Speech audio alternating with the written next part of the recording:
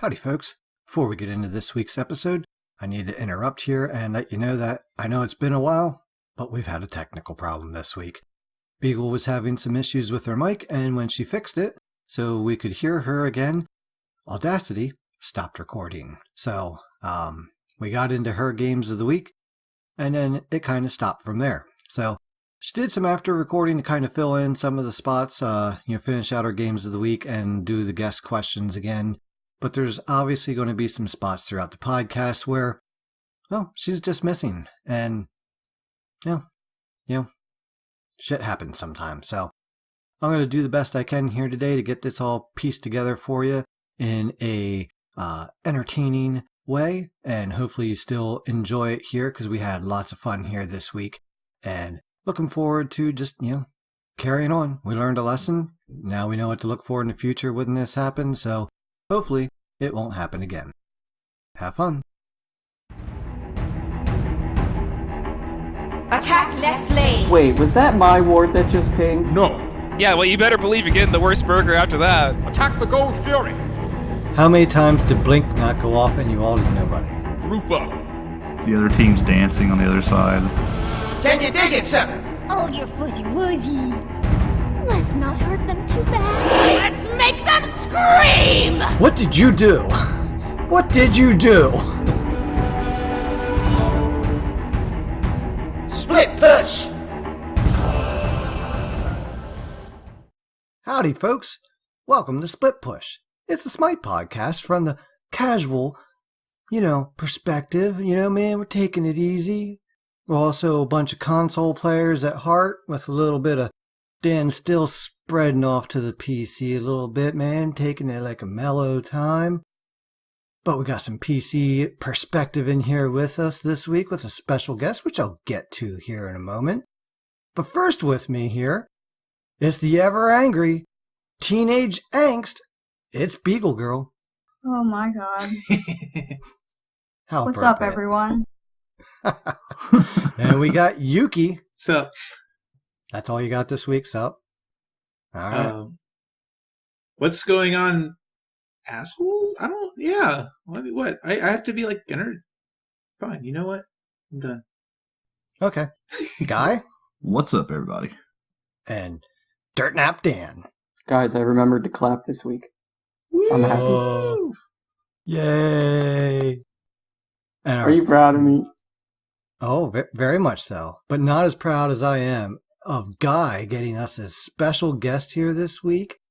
Someone that has taken his team and coached them to the perfection that they are. It is the one, the only, the head coach of Splyce, Cabom. Hey, how's it going? Yeah, it's going. Just chilling now, really. Just trying to relax, amidst, life's crises of, having too many cats. Stuff like that. Let's not talk about I can it. relate to that, actually, yeah.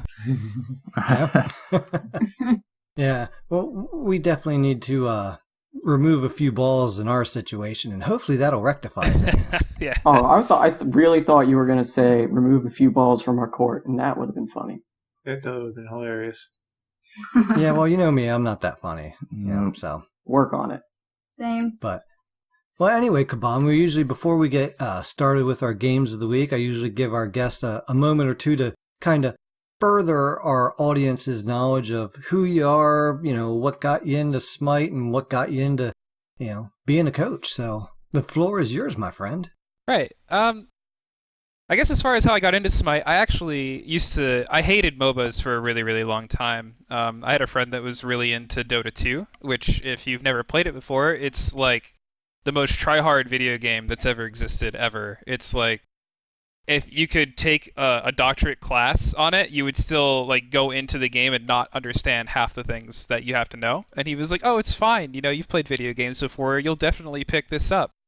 Meanwhile, there are people cycling through different colors of their boots for HP when they're about to die and stuff. There's so many things that you just can't know about it. So anyway, I go to PAX East in 2012 in Boston, and I see this line for Smite, and I'm kind of wondering what the hell is this? I'm not really here to see any of this stuff, but I see it's a MOBA, and my friend was super into it, so I tried to figure out when it was coming out. and because I figured it'd be interesting to him since it looked like WoW.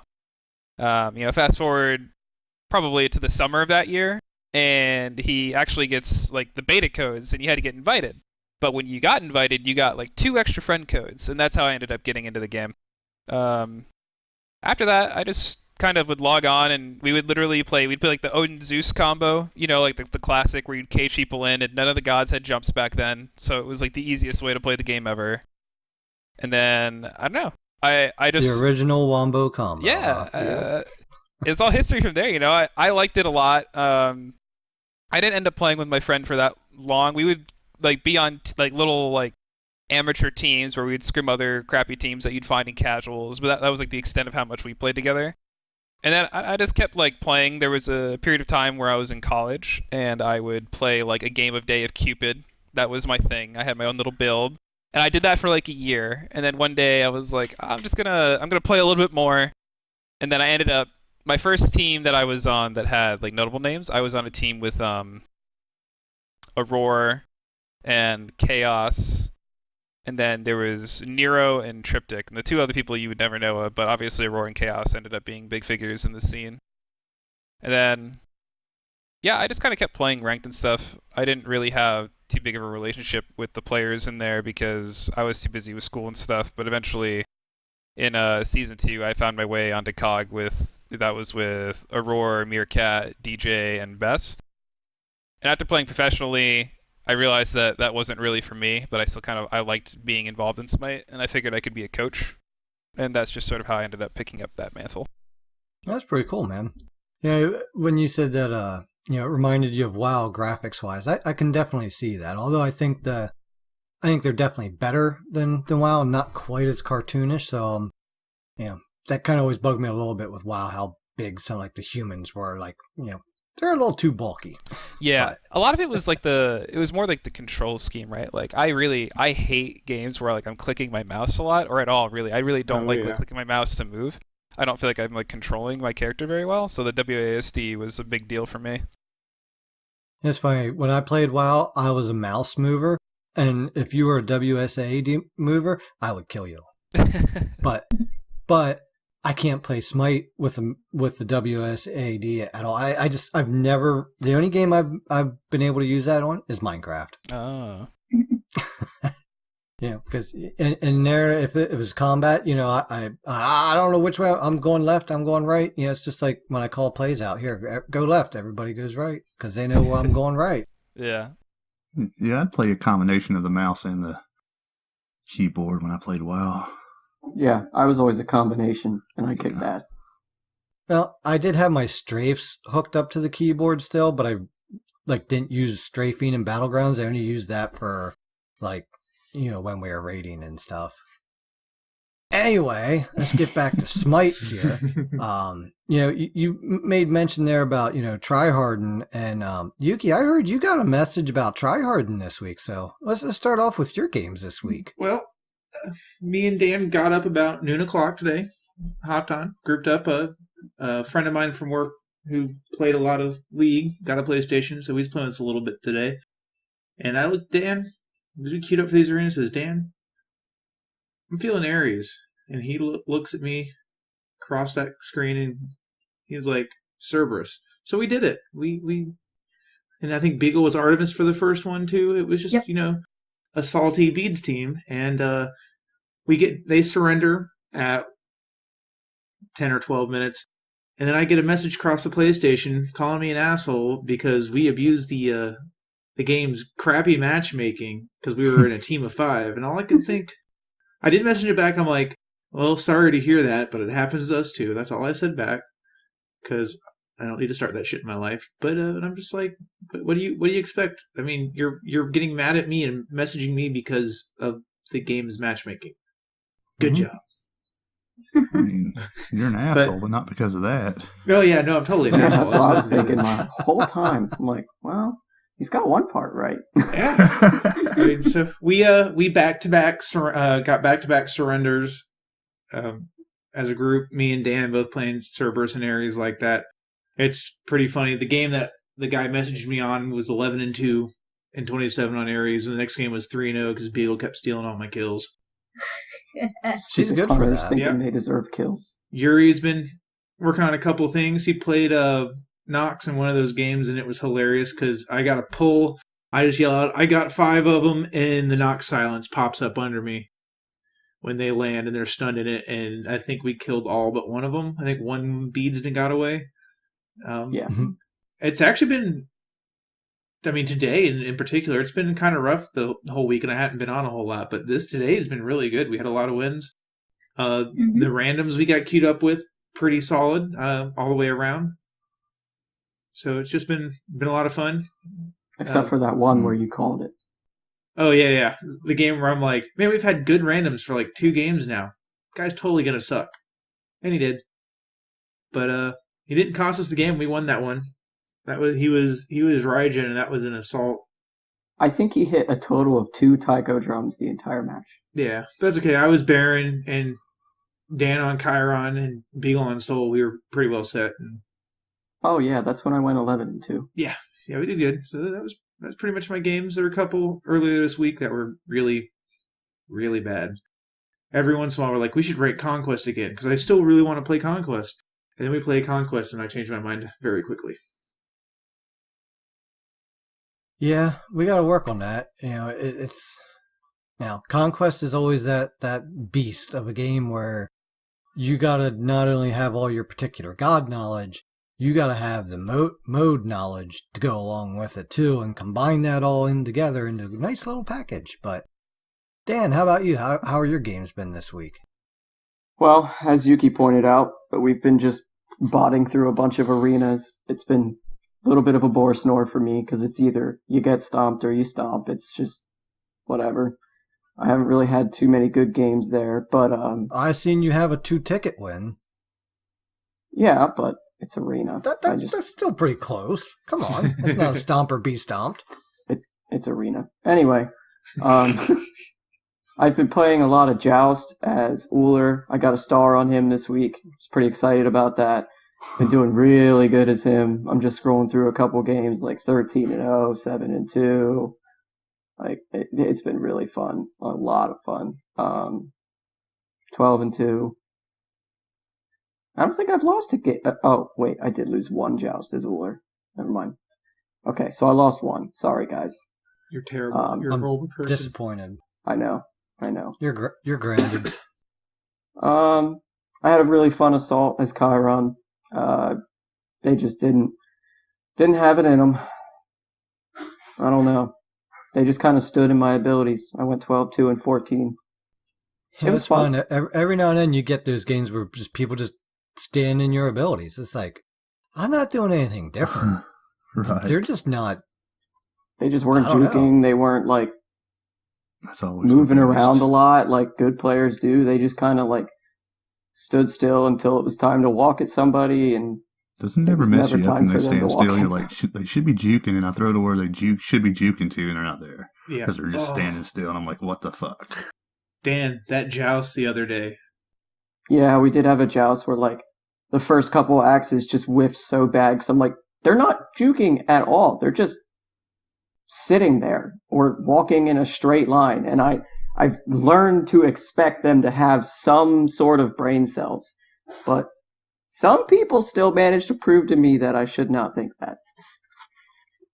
So that was an interesting game.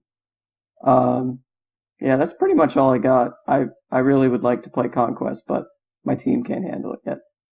That's because I'm always out of position. So, hey, Cabom, have you been playing it all this week?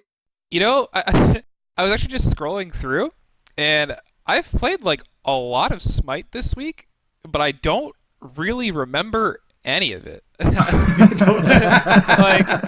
I've been, so you're on Guy's level then. I've been streaming like, I think this whole week I streamed, and every day I streamed for like at least 3 hours, and there is no game.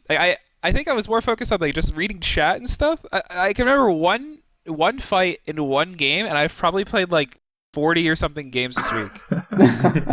The only reason I remember it was because I remember thinking like, because I was playing Pele, and I hit an ult where like I was actually hitting everyone with all 3 autos, and I was like, oh, this must have been what clumsy thought of when he made this character. He's like, oh, every team fight's going to be super sick because Pele's going to come in and cone AoE all like 5 people the whole team fight, and that has literally never happened except for that one fight in that one game. And that was like that was like my only thought, I guess, this entire week while playing Smite. I don't know. Yeah, it sounds just like me. They all just blur together. Yeah. I get that a lot because we do play a fair amount, and then you just kind of get that bleed together where nothing in particular can stand out. This week for me though, I'll go ahead and step up to the floor. So an interesting game I had is I played a Guan Yu in an arena, and this was me, Guy, Yuri, and Dan, and a rando. Rando was playing Hell. And I went into this match, and I'm just like, what do they have? They had an Odin, Kuzumbo, an Afro, a Ra, and a Loki, Diamond Loki. So, we're all like, oh, great. They got some crap going on here. But, usually I'm kind of more reserved and not so aggressive when I play the warriors and the tanks and stuff. I kind of, I'm trying to be the front line for my team so that they can do shit. And this was I'm fucking running at you game. And I just ran at people. And I died a lot. I died 9 times, but I got 6 kills. I also had 30 assists.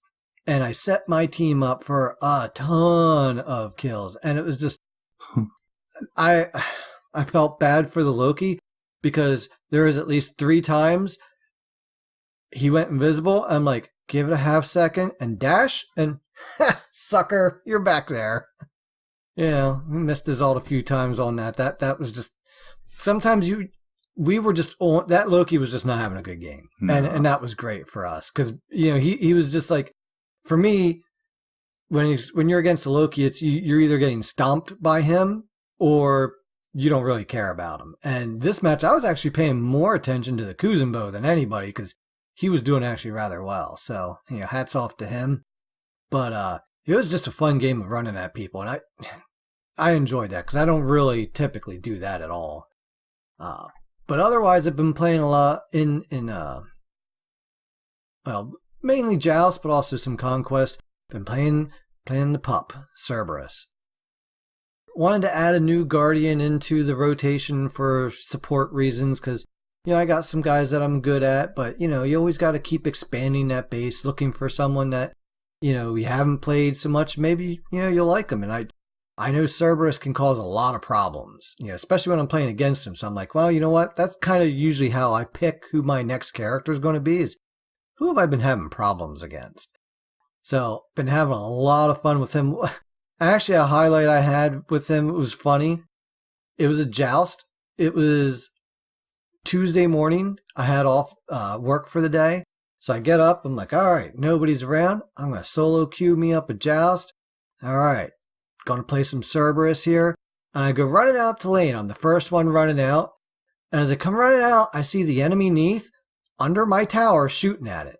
And she took 2 shots from the tower. And I'm just like, if I had sprint right now, I would use it. So I go, I'm just, run. Like, where'd she go? And like, she went into the side jungle. I'm like, well, she probably, and then what's that I hear? Do I hear basic attacks in my blue buff area? I'm like, I do. And I just looked at the 2 enemies that were in lane looking at me. And I made a hard left into the blue buff, turned the corner, and yep, there she was. I got first blood. I'm like, honey, you were already half health. Now these minions are picking on you, and you got a Cerberus jumping on you and breathing fire. Like, done deal. So I actually got the first 2 kills that game. That was quite fun. I ended up going like 6-0 and 9, but that was on the days that Guru was not tracking games. But I think I finished 6-0 and 9 there. And that was the other game. I've been playing a lot of Cernanos in arenas. I don't know. It's just one of those things where, like, really, no one picked a hunter? Like, okay, so he's the guy I've been working on lately.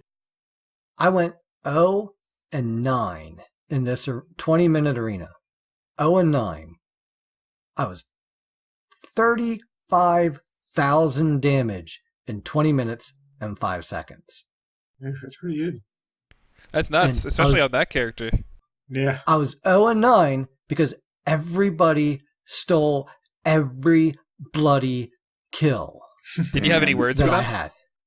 No, I put myself off in my own little group chat, so I wasn't talking to people, and I'm just like, okay, you know, I'm all right. I'm always, actually one of my problems with hunters is I burn down targets, but then someone's like, oh, look at that low health guy dead. Yep. Thanks. That's what you're there for, You know? right? But it was funny because the enemy team had a Thanatos in the match, and right in the beginning, I see him like weaving through the fight, not doing anything but weaving through, and then scythe me. I'm like what the? I'm on the back line. I'm not an early game god, and here he is, Mr. Early Game himself, just charging at me and scything me for half my health, and basically killing me. And halfway through the game, I'm like, you know what? There is only one person on the enemy team, and that's Thanatos. They had an El Posh. I didn't care. And I was just balls to the walls. Where's Thana? Where's Thana? I started going after him. And as soon as I would hit him with anything, he would start to run. Like literally, I'd hit him, he'd run. Like, yeah, you only pick on me when you can get the drop on me. I see how it is. And there were so many times in the second half of that game, I'm just burning him down. And then, boop, somebody comes by and finishes him off. I'm like, really? It was like I was playing with 4 beagles. Sounds like my pentakills, you know? Wow. Yeah. You know what? So it was I don't definitely care. definitely a fun Hey, week. that could have been a shot at Yuri, too. All right? Yeah. You're not the only definitely. one now. Yeah, But, yeah, I told him he made the podcast for a reason.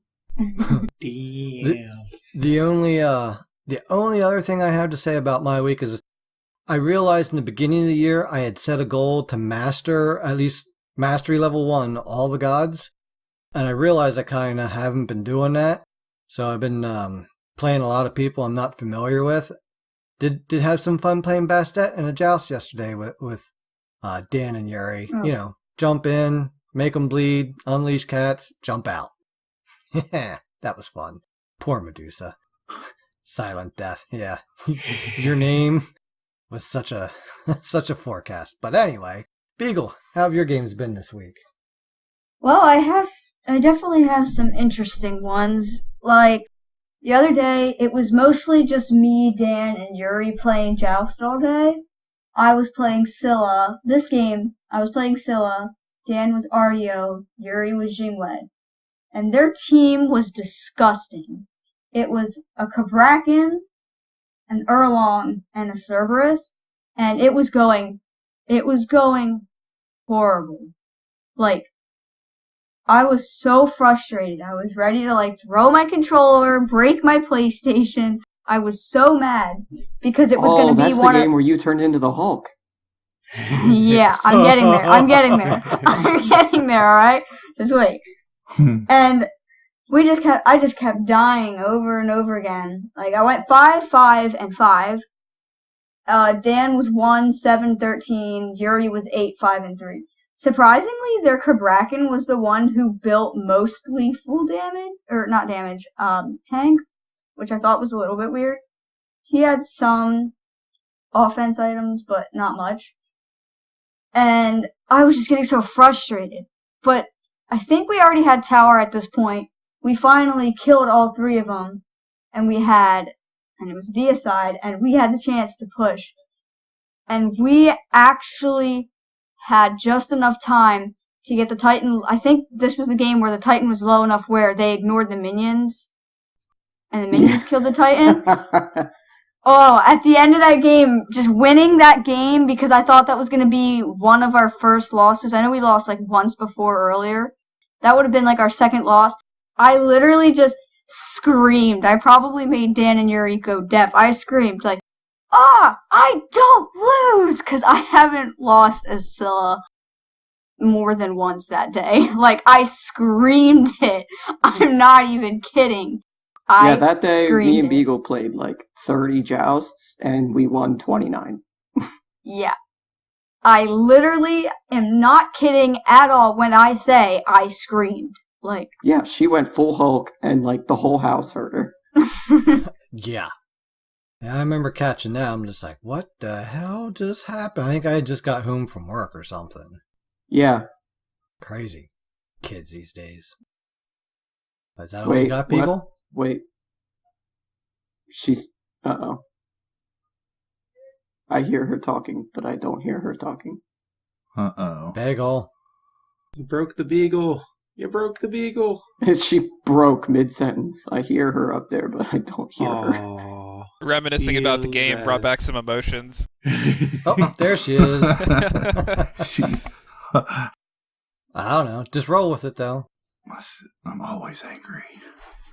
Yeah, that's Beagle. The secret is, I'm always angry. All right, well, anyway, back to your games now. I also played some really good games in some arenas we've been playing today. I played some really good games as Neath where I had always 11 kills or more. 2 out of the 3 games I never died, but I always had more than 11 kills, so that was freaking fun.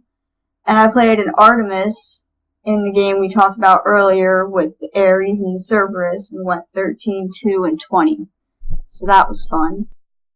I also had to play Bakasura and Assault when a trade would not work until last minute, which I was kind of nervous about. But I ended up going 6-3 and 16, which is not bad for me because I suck as assassins, and in Assault, that's just kind of rough. And all 3 deaths were very spread out, so that was kind of cool. Nice. Nice. I almost had a pentakill as Uller, but, somebody, Yuri, once you listen to this, you little rat fucking bastard. I'm just kidding. It was definitely not Yuri's fault, but guy even went up on the dodgy pillar and pulled the 5th one out of base for me. And I was Uller, I was all hyped and ready, I used my combo perfectly. It wasn't quite enough to kill them, so I went for the basic, but in the middle of that, Yuri was playing tier and had did the aggressive stance push against the dodgy pillar, so I didn't have to so I couldn't miss. And he ended up killing her because Cuckoo's ult went through at the same time as his Fearless did. Yeah, I seen it. I see the quadra kill and I see the one guy running for base and I'm like, oh hell no, this dude ain't getting away. I'm pop up on my pillar and I hit him in the base and pull him back out of the fountain with my dodgy ult. And boom, Dan and Denzel get the kill. Yeah, Cabom, Beagle's our resident penta kill stealer. We even had to put an emote in our Discord about that. But, long story. But I have 6. I could have 12. Do you think if there was a medal for pentakills stolen, how many would Beagle have? Oh, enough. I can Give think her about first handful. one medal, I can and then think it about just a picture of her 5. face comes up on the screen. Yeah, it literally would be just I Beagle think Girl it's- medal. Yeah, I think it's Dude, legit. They 5. they could use the high res troll, logo for that one. Mhm. There Yeah. you go. The best still is that Ymir on PC. She's like, let Dan get the penta, swings club. Oh, that's the Oh best. my They're, God. the person that's saying, "Oh, you have to give this person the penta," and then they just throw an ability out. They're like, "I didn't think it would kill them." It's like, no way. It was my first. It would have been my first penta on PC because obviously I play mostly on PS4. I was so hyped. I was flying across the arena, and I'm like, he's right there. He's right in front of me. Beagle's chasing him. There's no way he can get away. He can't do anything. I get there. I'm swinging my basic, and she just goes, Ymir, smack! And I'm like, oh my God, are you kidding me? Not in a mean way, Yeah. but I was like, what did you do? What are you doing?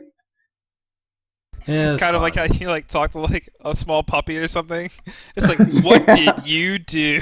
Exactly, like talking to a small puppy beagle. Yep. And she whimpered. She definitely whimpered. Oh, she did. Are they just ganging up on you and bullying you, or are these all true stories? Oh, these are true. They're true. Oh, Get out of They're here. true. Oh, there seems to be a difference of opinion here. They're definitely true. You can tell by her nervous laughter that she's lying to you. See? All right, got it. Let's wrap up the games of the week here with your humbleness. All right. Well, I've had a weird week. My car got broken into earlier in the week. My wallet got stolen. And then, like, the very next day, the police department brought my wallet back to me. But after that, I got Kuzenbo Diamond this week. I've got Aries Diamond this week. Nice. And I got up to Plat 3 in Ranked Joust.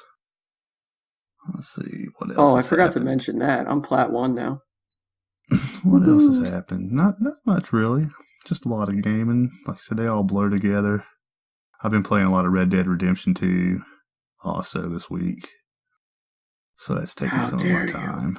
I know. And I just got Black Ops 4 last night, so we'll be trying it out pretty soon.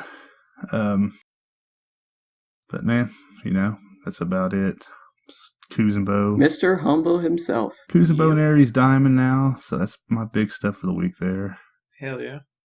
So, Guy, let me ask you, in your flurry of playing Aries, how many times did Blink not go off and you ulted nobody? At least 4 to 5 times.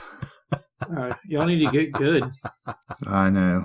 Oh, I had that today. I had like a perfect 5-man Cerbal, and I went to Blink, and I was just like, I'm going to just alt right here instead. And I'm like, oh, I could have got 5, but I barely got 2. Yeah, that's what it is. I go to hit the blink button. I'm like, I'm going to hit my blink and instantly ult. And, oh, wait, I'm just ulting sitting here. What's going on?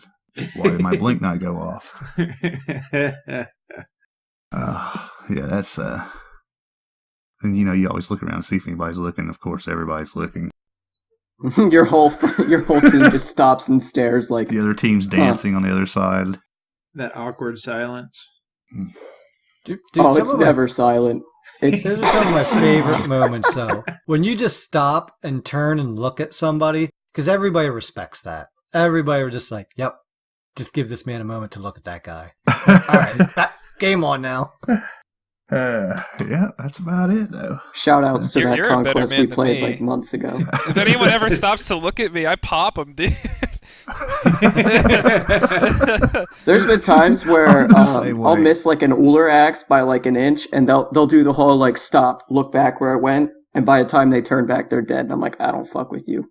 Exactly. You're not my friend. But hey, I've converted people. I have. This was sometimes you just kind of give up on a game, and next thing you know, you just goof off, and you get someone on the other team that's just like, "Dude, you're speaking my language." So, And then you kill him, and then you're back in the game. no, actually, right. literally, he joined our team, and he fought his allies with us. It was hilarious. It's the Yeah, bait and see, switch, dude. Yeah, that's my style. I'm like, yeah, we're friends. Hey, let's hang out. Boom, let me outwash you to death. So my favorite thing to do recently is go out and assault and start jumping. But I got that ability primed up and ready. All right, they're all jumping together. Dead. Suckers. I remember one of my favorite Ares ults while I was grinding him to diamond was I run up to the edge of their tower line and I'm just jumping. They're all like standing in front of me taunting. And then my team catches up and I hit that button and they all died. And it was just like, I win. I had the best jump. All right, well. Oh, speaking of which, the new jump stamp, I love it. Oh, jeez. The Which beginning one? of every match is, how long am I allowed to jump, Magic 8 Ball? Yeah, I've been using that until. I jump, look down, more jumping. Okay, keep jumping. Look down, don't jump. Damn. It's why you've been struggling as Mercury now. No, I haven't been able to play him because my team won't play Conquest. Nerds. I mean, we can play, but it's your health. Yep, exactly. It ain't my hell, it's your hell. You're the one that gets so mad about it. Oh, hell. With a th. Hey, Yeah, the fuck. was hard to hear over the mic, okay? It's not my fault Seriously, you're dead. Dan? Seriously? Seriously? Yeah, that was one of my WoW characters. Seriously. There's It something was wrong great, with too. us. What was mine? I can't remember. Oh, ridiculous. I forget what I would say to people, and they'd be like, really? And I'd be like, seriously. And then they'd be like, "Oh fuck, he got us." And then I'd Every walk up time. as ridiculous and just be Yeah. like, "That's just ridiculous." Anyway, moving on. We're getting sidetracked here again. You know. Sidetracked is our second name. Yeah, split push sidetracks. So we got Cabom here with us this week, That's me. and yeah, that's you. Still? Wow, this it's dude is been a going long to time Worlds. here. You're still with us. High five. So, Guy, you recruited him, right? So I'll let you lead off with some of our host questions here. All right. Well, so you guys have already punched your ticket to Worlds. What are you guys just watching matches for the next week? Are you studying up on the other teams for the next week while they're playing, or? Yeah, God. I don't know. Preparing for anything in Smite in terms of like for teams and stuff, it's a really long process actually. So with the LAN coming, we also, since we have to prepare for Worlds ourselves, a lot of teams do it differently. I'm finding out like some teams like took a break from scrims to sort of like give themselves some space from the game and freshen up. But we had like the opposite approach where like normally a team will scrim for like 3 to 4 hours a day. And we kicked that up to where we were scrimming 2 blocks of those time slots. So we were scrimming from like anywhere like 6 to 8 hours a day. Oof. And that sounds probably like kind of cool because like I think a lot of people have this like idea that like you're playing Smite and you're getting paid and that's super sick, and it is. Don't get me wrong. But have you ever had to sit down and had to play Smite? You know, like you have to be there for 8 hours. I don't know. It gets a little draining sometimes. Whenever Yuki sends me an invite, because if I don't join, he'll spam the fuck out of me. So I'm coming for your PlayStation, boy. it's tricky because you have to work on like improving yourself and also figuring out what other people are doing, especially like when you're going into a LAN where like everyone's had a month off and you don't see everyone, right? So someone could show up and they're completely different from like what they were doing a month before. So a lot of what we're doing right now is focusing on ourselves, and when we get to watch the qualifier and see how all the teams are doing, it'll be pretty interesting. I'm gonna probably spend more time than the rest of the team because we still have practice during the qualifier, but it's gonna be a lot of seeing what other teams came up with, if it's any good or if they're just, I don't know, throwing darts at the wall and seeing what sticks. Oh, yeah. How difficult is it, during the LAN, getting ready for team to team? Because you really sometimes don't know who you're going to play next until the games are over with. The thing that's kind of nice is, like, usually you have a pretty good idea just from eyeballing it, like, who's going to make it through. And even if, like, you're wrong, you can sort of, like, the easiest thing to start with is to compare, like, what gods you play versus what gods they play, right? Like, do you guys prioritize the same stuff? And then, like, teams where you do prioritize the same things, like, what are you willing to give up? And then if they don't have, like, the same characters they like as you, then, like, it's sort of like both teams are probably going to get what they want. And it's just who's better that day. So it's not as hard as it sounds. It's just coming up with, like, lots of different scenarios so that you're ready. Because you don't want to, like, get on stage and then, like, they pick something that you weren't expecting, and then you sit there and you have, like, let's say, like, a minute and a half to, like, look at all the gods and see what you want to do. So if you don't prepare for it in time, you're not going to be quite ready when it happens. So I want to piggyback on that, actually. So there's a lot of talk in, like, the community and the announcers, the casters, all talk about, what are we going to see? Because, I'm sure there's pocket picks, things people are trying they haven't used, gods they've been holding off on that have been pretty successful in the game, but not seen a lot in SPL. And obviously I'm not going to be like, you got to reveal all of your secrets here, because that would be insane. I want you guys to win, so keep it in your pocket. But is there, like, does that legitimately go on in the pro scene as far as, like, oh, we haven't played the Morgan all year, nobody's played the Morgan all year, but wonder if anyone else noticed that with these 3 items, she's an unstoppable force of nature kind of thing. Mm-hmm. Does that... Well, so I guess, like, to start with that conversation, right, like, if you're talking about the majority of the year, right, so if you're playing SPL, it's really, really tricky to explore new things. When you find something that's working for you, usually you want to sort of fine-tune that instead of, like, running off and finding new stuff. That's not always, like, inherently true, but you play a team every week, right? Sometimes you play 2 teams in a week. So you don't have a lot of time to explore new stuff, and the amount of practice time that you have is, like, pretty valuable. Because even Right. if you're scrimming 3 hours a day, you're not guaranteed to get 3 hours of good practice. Because teams burn out, teams have bad days, teams quit early, teams don't show up. Any assortment of things can go wrong, right? So there isn't a lot of time to like look at all the characters and say, oh, this looks pretty good in ranked. Should I try this, or should I practice the stuff that I know works? And that's where you sort of see like a little bit of stagnation from split to split, where like people aren't willing to explore new things if what they're doing is already working. They wait until it's not working. And the Right. teams that you usually see doing like really crazy stuff are the teams that aren't winning because they're trying to find their footing somewhere. You know what I mean? Right. But when you have a big break between like the SPL play versus like a LAN game, you're gonna see different stuff come out. You might see like a different strategy or different characters, or you might see like a new build with a character that makes them really, really like viable in like the way the game is played compared to how it was like a month ago. A lot of different things can happen when there's that much time given to you. It's just when there's league play, there isn't enough time to come up with something crazy if you already have something that's working. Gotcha. So no secret gods. No, I mean, like every god. The interesting thing about Smite is that like almost every god. I'm not gonna say like every character has a spot, but like you can almost play any character you want as long as it fits the situation. Right. And that's gonna be dependent on what other people pick. But like there aren't that many characters that you're like, there is literally no situation where I would ever pick this character ever. Because even if like they're not like traditionally good, almost every god in Smite does damage. That's sort of Smite's thing. Whether you like it or hate it, almost everyone can hurt you. So I mean, I don't know. That means every god can do something, in my opinion. Yeah. So I know one of the questions I had here is, I've always just been curious, like, what is, as a coach of a team, like, what's more in particular your role per se? That's actually, so I've obviously, well, maybe not obviously, I don't know how familiar you guys are with my history, but I've coached a bunch of teams, and a lot of them were not successful. I coached for Envy in the fall split of Season 3, and that was Cyclone, Oceans, Kiki, Polar Bear Mike, and Skeleton. And that team ended up being like 6th seed, but when we were going to our group D LAN, we actually were like really confident in what we were gonna do. But then one of our picks when we got there that we were like pretty reliant on actually got banned from the tournament, and then everything flopped over.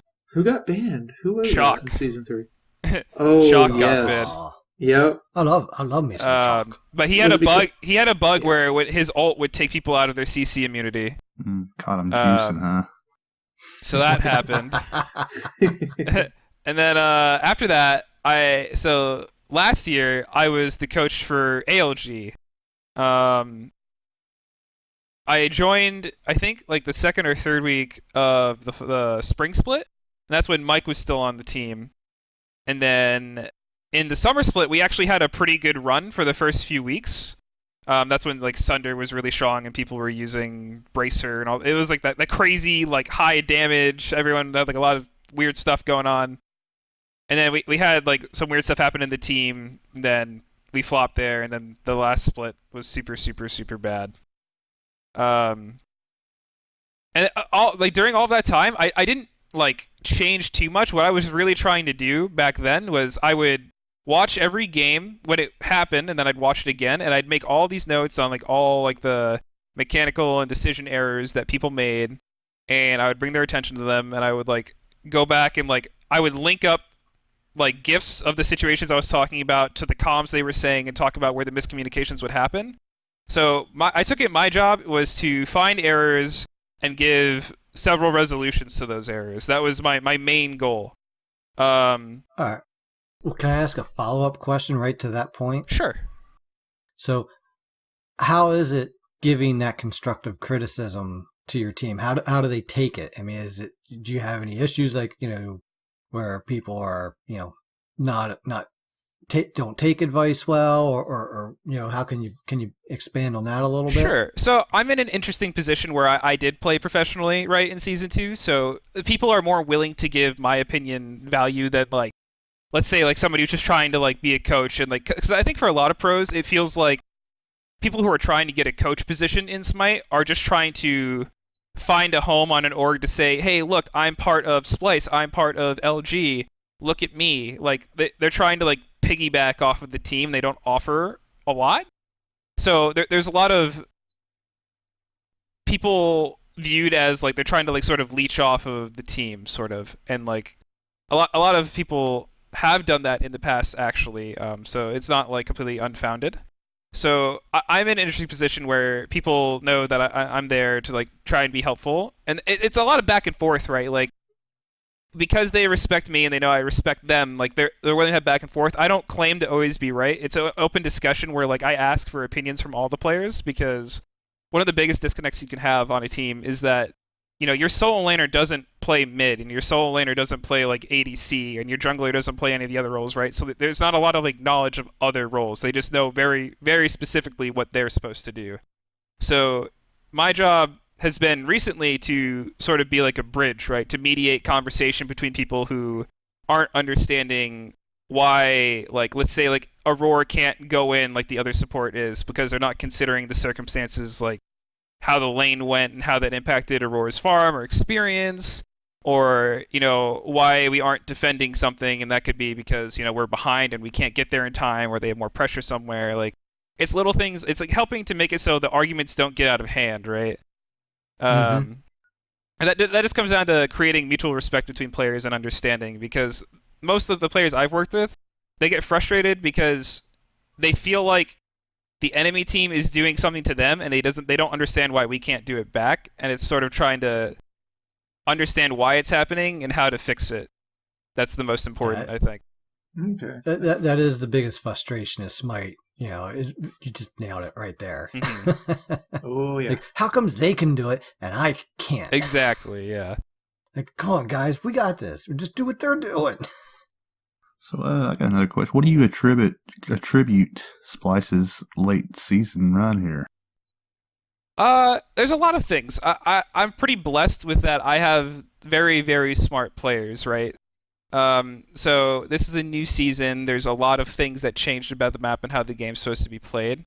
So what I try to do is I try to ask my players their opinions on things. I go around to a bunch of streams. I spend a lot of time listening to what people have to say, and I try to sort of compile all that information, and then we try to make a list of things that works for us, right? So, you know, by knowing what all my players want to do and how they want to do it, that's been a big thing, just creating mutual understanding between each other. Obviously, in the summer, we all did like a boot camp in New Jersey for a month and a half at my parents' beach house, which was a really phenomenal experience, actually. Because, you know, when you live with each other, a lot of things can happen when you're living with each other, and it gave them the opportunity to see them more than just like a person behind a keyboard, right? Like, you're not gonna rage and scream at someone like in your face, you know what I mean? I mean, they had like arguments, obviously, but it wasn't like the same. Like, and you can't just walk away from your keyboard when you don't like what you're hearing. So, and I guess that's the thing you have to remember is a lot of these professional players are like, they're younger, they're the best in the world at what they do, and when they're struggling, they're not always willing to like sit there and listen to someone who's telling them they're wrong, like right when it happened, right? Like if you give them like a day or two, they'll be good to like have a conversation with you. But you can't really be a professional in anything, I don't think, at least at the top level, without having like a sense of pride and ego about what you do.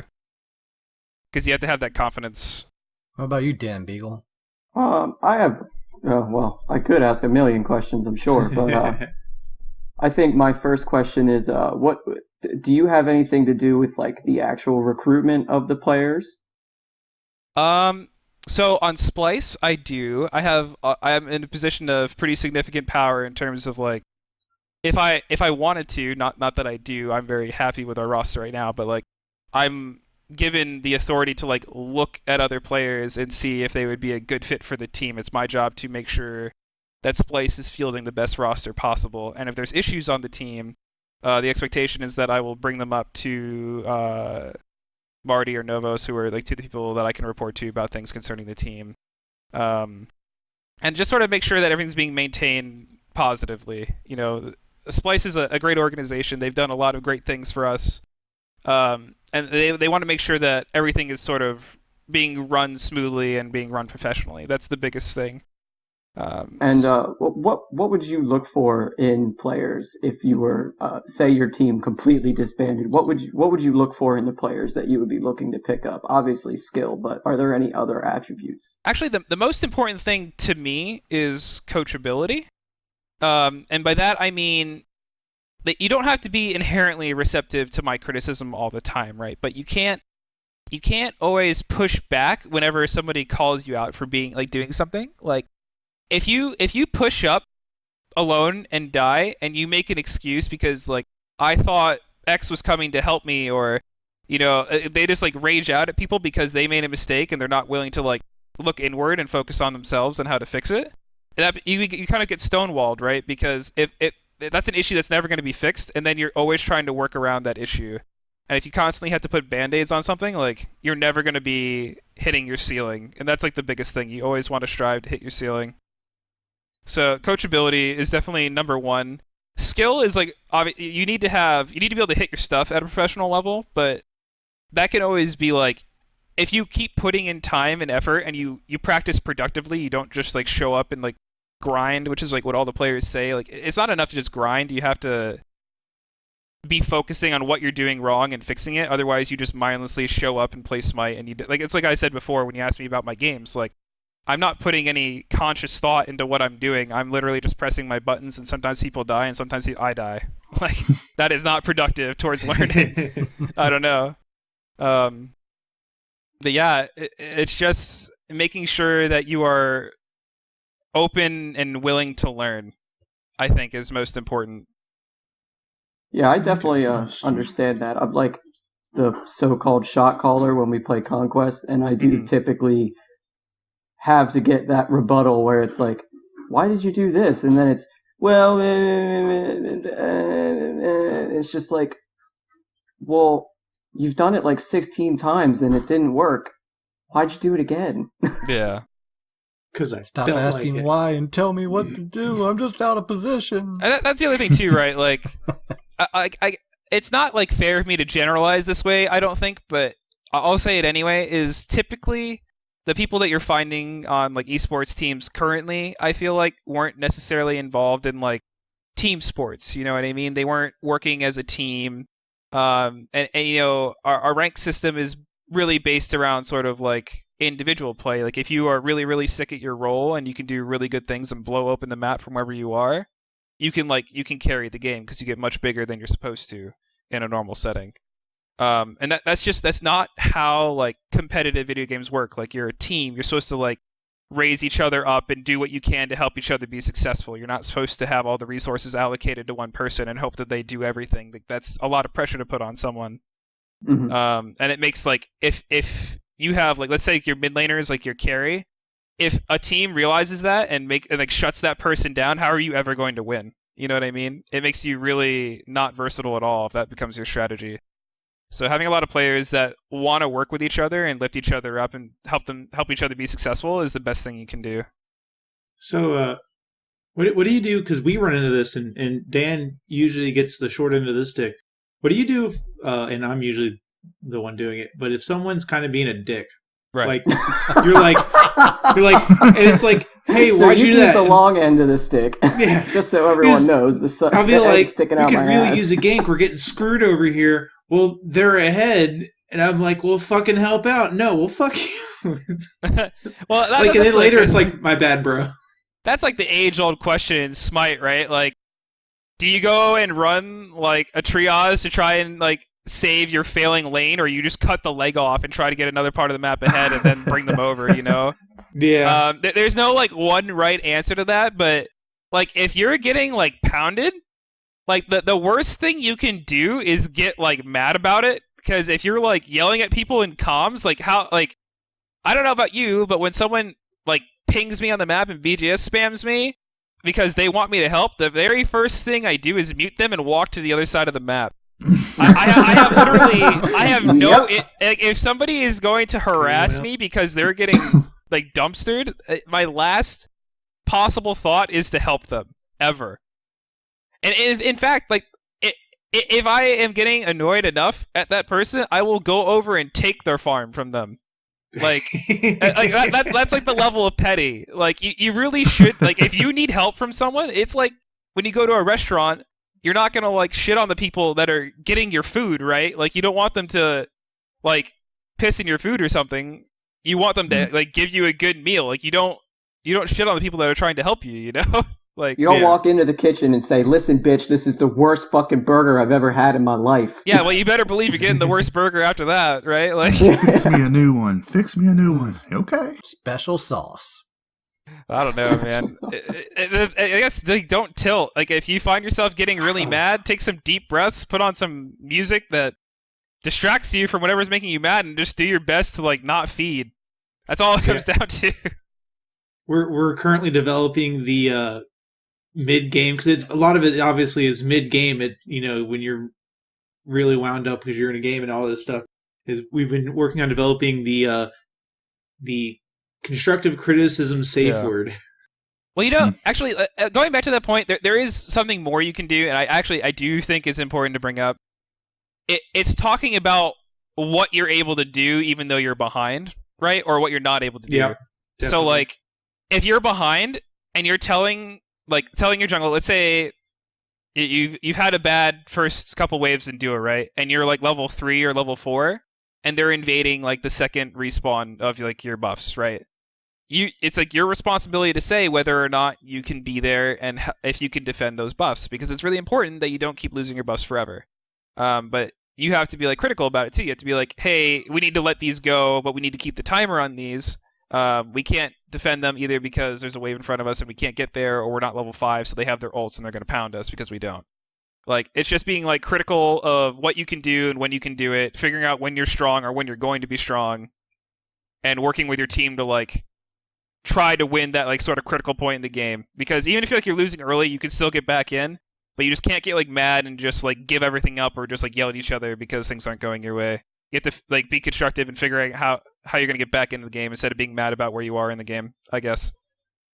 Yeah, I mean, I know we've definitely worked on the communication, and we actually had some great moments with that over the last couple of weeks of, we're getting pushed back in duo lane. They're probably going to be invading our purple buff about the time you're going for red, to Dan and Guy there, jungle and mid. It's like, how about we just meet up at the purple buff? We're just going to play back, like, oh, yeah, you got us, and just kind of be safe about it and let them feel a little confident about going in there. And then, it's a 4-on-2 all of a sudden, and then we can get pressure back in our lane. Exactly.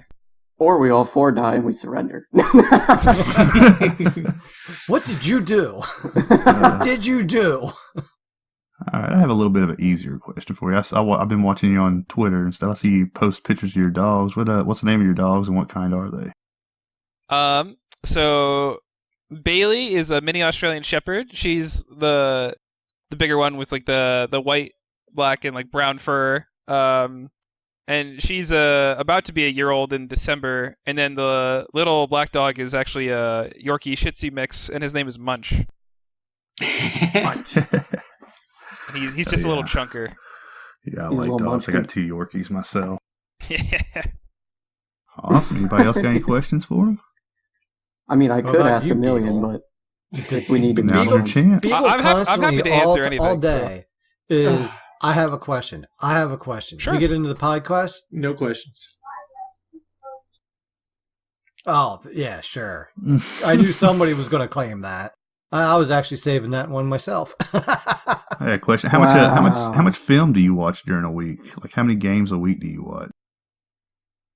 It kind of depends, right? So like during the SPL, I watch all of the scrims that we play, right? At least when they're first played, and then we'll go back and like watch something if it, like the biggest time that we backtrack is when like there's an argument where like 2 or more players on the team can't agree on what the play was, and then we'll watch it back, and sometimes there won't be an agreement, but getting the other players on the team to have input will like at least like it's important to come to like an almost unanimous decision on something. So like if 4 people say that this is the right thing, one person didn't, then that one person's just gonna have to suck it up and do what the other 4 people said, basically. It's like coming up with like sort of like I don't want to call it a flow chart because it's not quite like that, but like understanding how in like this specific situation, if it comes up again, how we should handle it. Because the worst thing you can do in Smite is have like not everyone do the same thing right now, because a lot of stuff in the game happens really fast because there's a lot of damage and a lot of people aren't that tanky most of the time in the game.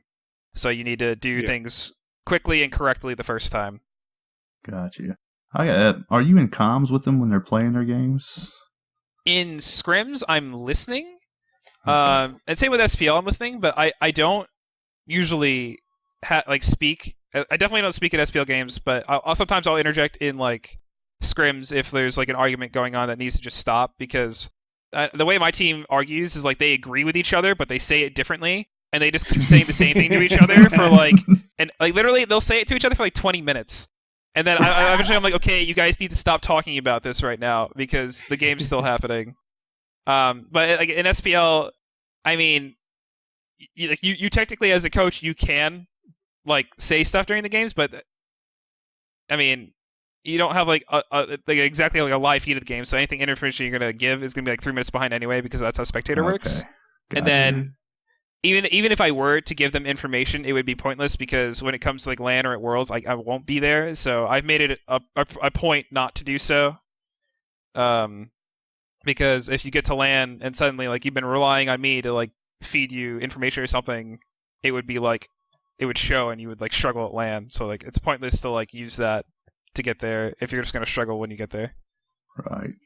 What would be the number one thing that you find like that creates mistakes? Would it be like positioning or over aggression, or what kind of thing do most players have in common that causes the most downfall? Don't say positioning. Don't say positioning. It's like pretty player dependent, but if we're being honest, I think it's that people don't pay attention the whole game. Because like you can have words and stuff, but sometimes like you literally like you'll hear, especially in like competitive, like you'll hear somebody say something like, "Oh, there's like an enemy in the right jungle," and then you'll go into the right jungle and die, and you'll be like, "Right, they were there." Right. Oh yeah. Like I found them. He wasn't shitting me. Like there actually was somebody in there. Yeah, I was like, I'm doing a heat check, like, yeah, I guess so. Like, it's just like people like not paying 100% attention, I think, when the game's happening. Like, you have like because I mean, the games like in any MOBA are pretty long, right? And like having like laser focus like for like 30 minutes, 40 minutes, like you're eventually gonna have like a lapse at some point. So being like super alert of what's happening around you is like, I guess, the biggest problem, because issues of like you don't purposely position poorly, right? It's because like you were just like thinking of something while you were moving, and then like your brain suddenly wakes up and you're like, oh shit, like I'm at their tower line. That's 4 people. Yeah, it's like, oh, there's a lot of people here, like I think that happens to a lot of people. I think that's the biggest thing. Wait, was that my ward that just pinged? Exactly. Yeah, dude, it's getting better and better about controlling or paying attention to the wards without staring at the wards when they ping. Is exactly, because if you're staring at your mini map, but it's good to look at your mini map for sure, because you need to know what's going on. But like if you're staring at your mini map and there's somebody in front of you, like if they slap you with abilities, you're already at like an HP deficit, right? You're already losing. Like I don't know. It's just a lot of focus, I think. All right, well, I think that's going to wrap up our host questions here for this week, as time's dragging on here already. And I'm quite looking forward to getting your opinions here on this week's session of Progression God, being Agni. Yeah. But before we get into the details, I'm going to let Yuki talk about his lore. Yeah, how about that? I get to do it in order. Every week, Yuki has to yell at him for this. I know. So not every week. Most of them. So Agni is, amongst other things, is the Hindu god of fire. Quite literally, Agni translates as fire in the early Vedic literature, which is unusual for God to have a literal translation name. Usually it's a little more abstract. But as far as his origins, there's a couple for origins for Agni in the mythologies.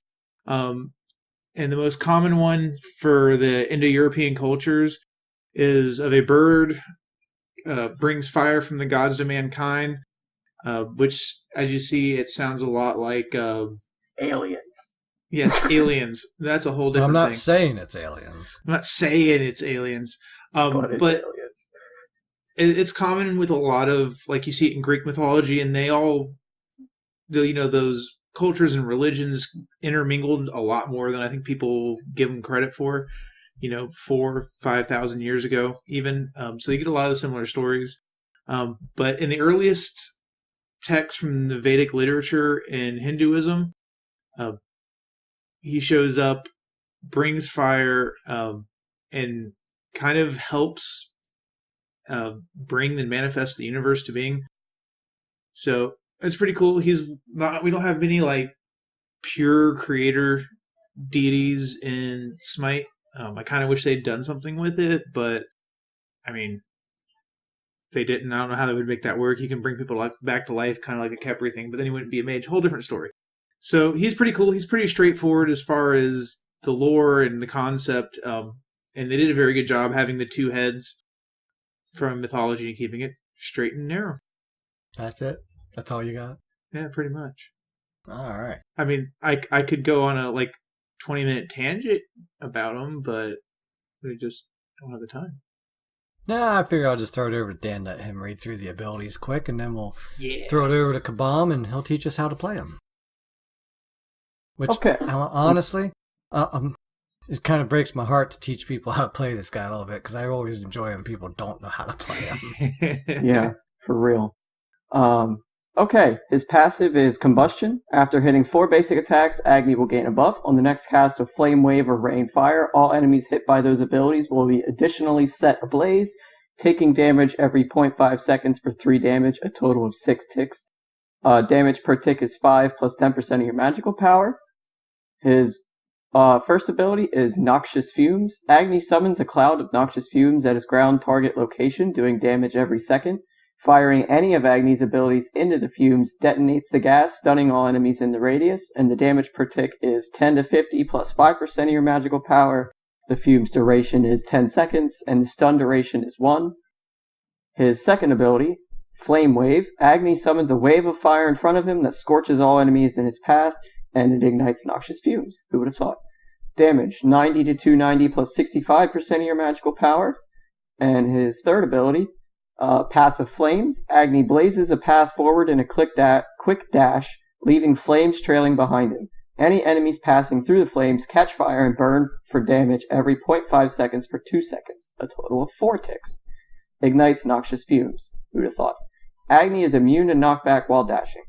Damage per tick is 20 to 60 plus 15% of your magical power, and the path duration is 3 seconds.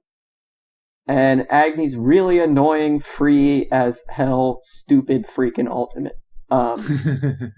Every 18 seconds, Agni gains a flaming halo that can be expended to summon a giant meteor at his ground target location. He can summon one every 0.8 seconds, and guess what, guys? It ignites noxious fumes. Damage. Damage is 140 to 300 plus 70% of your magical power, and the max halos is 3. Yeah. So, anyway, Cabom. Why not take 900 plus 210% scaling? Yeah, that's how you play them, right? You just drop all 3 alts on somebody and call it a day. Yeah. If it were only that simple, right?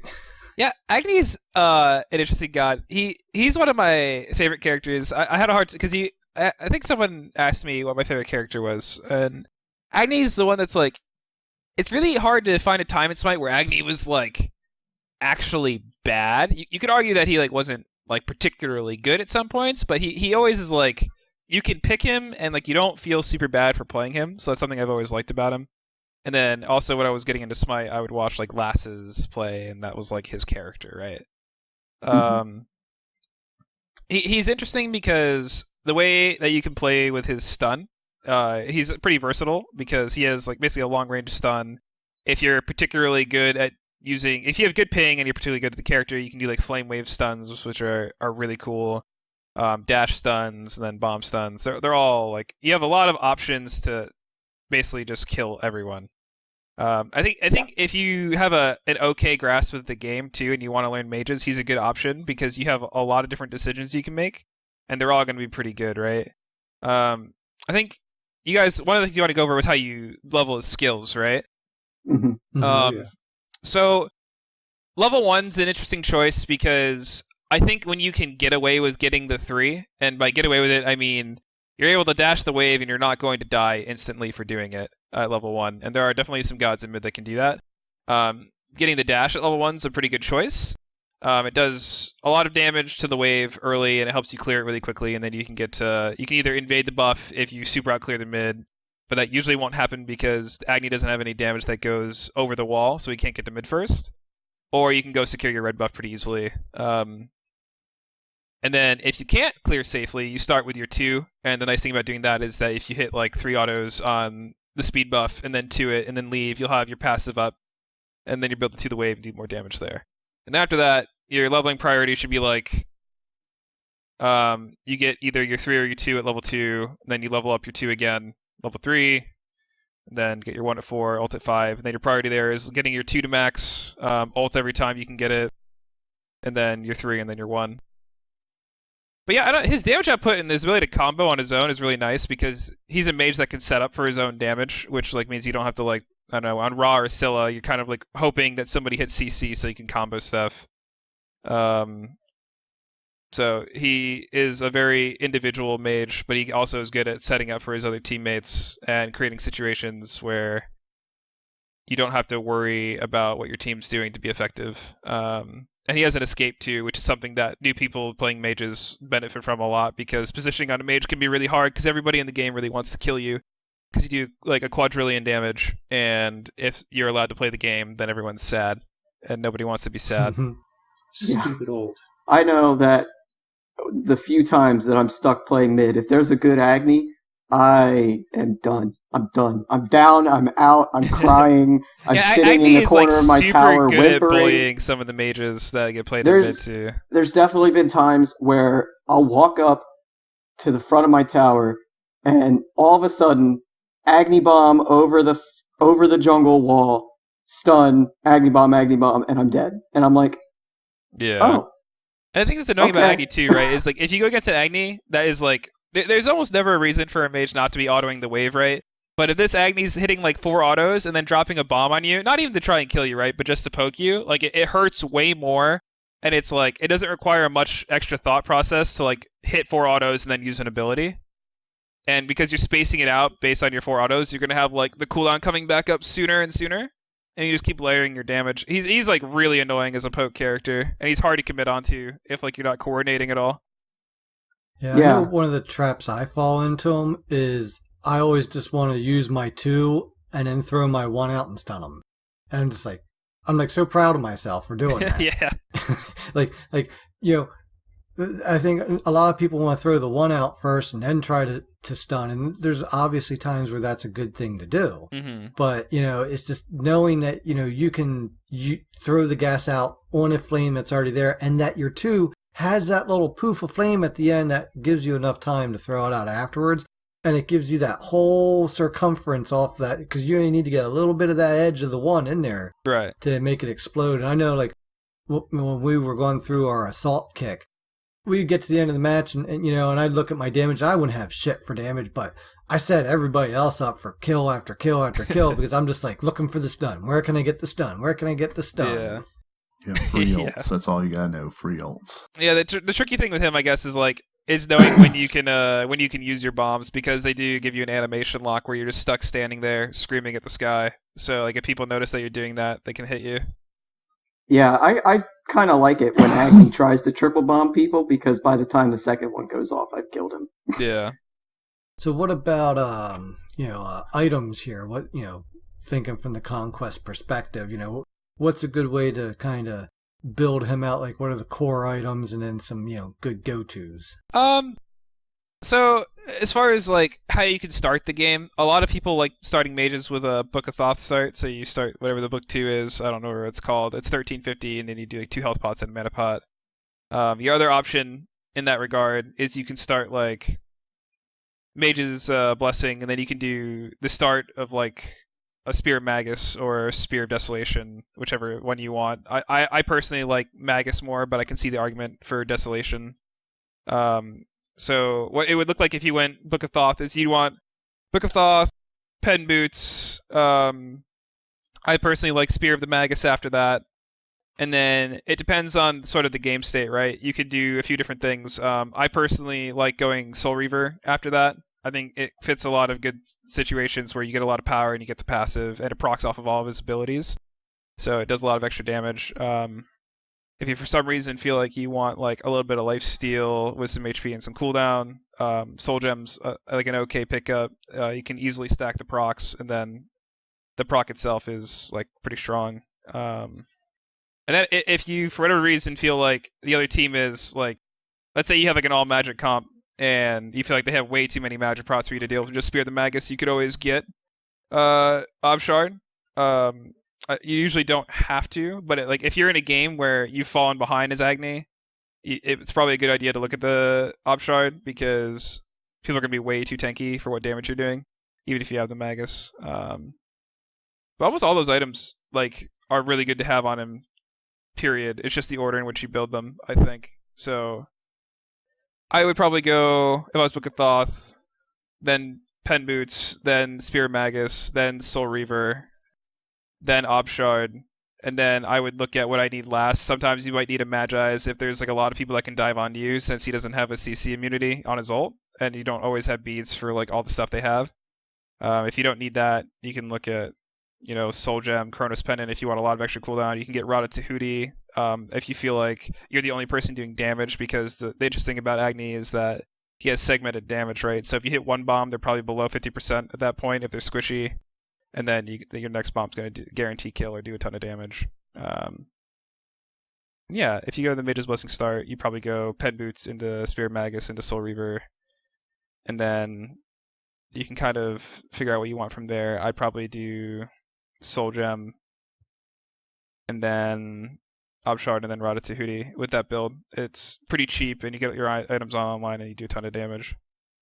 So what's one thing that like, do you have that like trick up your sleeve? You know, that ace hiding in there that, you know, not a lot of people know about them, or, you know. Oh man, the thing that a lot of people, at least like this is not true in comp. I want to like in like competitive play, this is not the way to play. But if people are like trying to fight you in like groups of like 1 to 3, being like super aggro and like dashing at people is like really good, especially if you have actives on.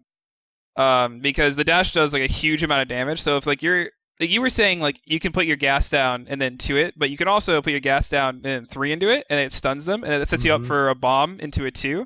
And the reason you bomb into a 2 is that set of animations is long enough or like short enough so where the stun runs out and they could use like their escape ability, and then you still have bombs to follow up because your flame wave isn't that long range and you've already used your dash. So you place yourself on top of them, and then when they try to get away, almost all the time they'll still be in the radius of bombs, and you can clean up the kill. Yeah. There's always something to be said for a good dose of aggression to catch people off guard. But I could definitely see that, you know, not necessarily being a very high level thing to do, because, you know, they're good people. Yeah, as long as if you are ahead of the person you are against and you both have actives, you'll probably win that trade most of the time. I can think of a couple characters where that wouldn't work, but if you both have the same tools but you're ahead, like Agni outdamage just about everyone in almost every scenario. Obviously, you don't want to like dash at someone who can like ult and then like turret you down, because Agni's bombs do take a little bit longer to go away. But usually when you aggress on people, they get scared because you're doing a lot of damage and they think someone else is coming, because a lot of times the Smite people play pretty passive, so they assume if you're being aggressive, something's happening. But it's a playstyle thing. But Agni's kit is versatile enough where you can be passive, you can sit back and you can be artillery, or you can like, you know, you can kind of ball hard and just dash in and try to do as much damage as possible. Yeah, he's also really hard to gank if the Agni is doing okay, because you can throw the vapors down after the dash and get the stun. Yeah. So if you go into gank him, he can dash 180 stun and then counter with just, you know, whatever ults he however many bombs he has left in the ult, or it buys him time for the jungler or somebody else to rotate over you. He can be really hard to catch out. Yeah, for sure. It can be tricky too for the Agni though. Like the time that you spend, because a lot of people don't play on like super high sensitivity, right? So the time that you spend turning around is time that you're not spending running. So if you see that he's turning around, you also can like make that mental note, like he's going to stun. And if you press your beads, he doesn't have his dash anymore, and he wasted time turning around, so you can catch him that way. I think that's one thing on console. We play with our sensitivity up by comparison. Yeah. Because the analogs make it so hard to turn, so you actually get used to. And that's actually, we've always had a long thing going about what are the pros and cons of console versus PC, and there's a lot of drawbacks to the controller as far as accuracy, speed, and that kind of stuff. But I think that might be one where if you play a lot of console, you're used to having your sensitivity up to make up for the analogs. Yeah, I guess the other part of that too is that like in that situation you might not place the stun quite where you want in that situation too. Right. But you did bring up a good point there, and that's where we kind of like to go next is, all right, so the enemy team has Agni, and he's your opponent. What are some good ways to counter him? Man, like as far as like 1v1ing Agni, a lot of it comes down to baiting his dash, right? Like once Agni doesn't have his dash, he's like the freest kill in the world. So figuring out how to make someone scared enough to use their dash is like a really good first step to winning against Agni. And I mean, all it takes is like you can tell how they're gonna play because Agni's, like I said, have two speeds. Either they're dashing at you and like actively trying to kill you, in which case you tell your jungler, hey, this dude is like an idiot and just dashing at me under tower, just stand here and he will die. Or the other one's like he's hiding and then all you have to do is clear the wave, and if you are rotating, he has to look for you. If he's playing that far back, he's not going to necessarily have vision, and if he does, you just bring a sentry and you ward the jungle and you can just wait for him because he either has to clear wave or you can out rotate him and just get kills and get your team ahead. Agni is like, the way you play against him is heavily dependent on the person that you're playing against. Yeah, I think that's important. Just, that's one thing that's helped me, and as I've been getting better, is you really got to pay attention no matter who the god is. Just how are they playing him? What are their tells? Yeah, exactly. And also be careful not to let them condition you at the same time. Are they all right? They did this 3 times, but then they did something different. All right. You got to pick up on that as well. But like all right, if he's dashing in, yeah, all right. Now I know. Let him aggress and then dump my kid on him. And exactly. Stuff like that. That's very important. Very, very, very much so. Did I say that was important? Because it is. Yeah. All right. Well, then the most important question is when you're playing Agni, what skin do you use? I use the Cosmic one. I like that one a lot. Ooh, he's not a Swagni main. Oh. Guy's heartbroken. I love Swagni, but there's one thing I love about the Volcanic skin, and it's how he moves. Yeah. And because you can literally be on the left side of the lane and just sidestep completely to the right step or the right side before his step comes down, and just like you move like 15 feet between steps, just going back and forth on that one. But I love my Swagni skin. Just the voice lines make me laugh. Best announcer pack. Taco, best announcer pack. Sorry. Swagni. There's an announcer pack chest now, so. Yeah, there you go. Yeah, Tacos is actually pretty good. But, all right. Well, that wraps up our session and progression here for this week. But as always, feel free to hop into the Discord and continue any conversations, ask any questions, or provide any tips that we might have missed, because, that shit happens. But we're going to go ahead No, it doesn't. here. We're perfect. Are we? No. Sure we. Wait, yeah, sure okay, we Dan. aren't. Sure we aren't. But All right, just Beagle, you got the community section this week. We'll let you run that because that's what you do, right? Members and the guest questions this week. And it starts off with Yuri's, who's now Glacian. He evolved. If you could create a god from a mythology, what would it be and what role would they play? We get a lot of interesting gods, but we need severally less mages, please, from Yuri or Glacian in the Discord. Oh man, I don't know. I'm not too familiar with any of the gods that aren't already in the game. I know like really popular mythology and stuff like that, but I feel like they've put a lot of the popular gods already into the game. Was the other half of the question like what would I want a god to do? That's what it was. What right? role would they be? What role would they be? Oh man. If you say mage, Smack ya. I guess the only thing I would be interested in right now is I would really like a. Did you ever play this? This is probably not going to go over well. Did you ever play Paragon? Not personally, man. Yes. Did you know Crunch? Yep. I want a character like Crunch. What Crunch was is he was like a boxer, and all of his abilities, like when you pressed one ability, it changed what his other ability did. He was like a combo character from a fighting game. That would be cool as hell to have in Smite. I don't know what possible god in any lore would fit that, but a god that his abilities change based on how he uses which button in which order to do different combos would be super, super, super cool. Sounds like a warrior or an assassin. Yeah, It sounds like a kind of like a Celtic pantheon. They could do it with something like that. Yeah, maybe. All I know for sure is that was like super cool, and like when I think of like, because it felt like when they made Chang'e, they made like a really like low cooldown character. It felt like her original design was supposed to be like something that like did combinations of abilities, and it just got like changed to be like something what we have today instead of that. But Right. when I look at her design, it feels like she was supposed to be like a character with really low cooldowns that just constantly combos you and whittles you down. And I think that'd be cool on a melee character that isn't a mage with lane wide attacks. That's my opinion. Yeah. God, I haven't played that since it was on beta. Well, it is dead now, so you will never play it It is again. very dead. Rip Paragon. Yeah, they're fine though. I mean, they're okay. So, this is the third guest in a row who hasn't had any thoughts on a god they'd want to see in the game, so I guess we'll just make it 3 for 3 for Baba Yaga. Yeah, man, if I was more It's gonna familiar with... Because the problem is that like they took all of the gods that people would be able to easily recognize, right? So, like... That's all I got. I don't know. But as far as a god idea and design, I can give you that. I thought that's a good idea. Yeah, that'd be really cool. Someone whose abilities change as they use them. I would never be able to play him. I'm too old for that shit. He would be what's my next, style. Beagle? Another question from Sorry Too Baked. What's your favorite cereal? My favorite cereal? Why does Weekend's chat love cereal? I know, Yeah, right? they got a problem. A Reese's Seriously. Puffs, I guess. Reese's Puffs. Yo. Yeah. Like, Hell yeah. I just want to say that every time I'm in Weekend's chat, they're talking about cereal. Someone asks him what his favorite cereal is. And I'm That's like, the thing. what?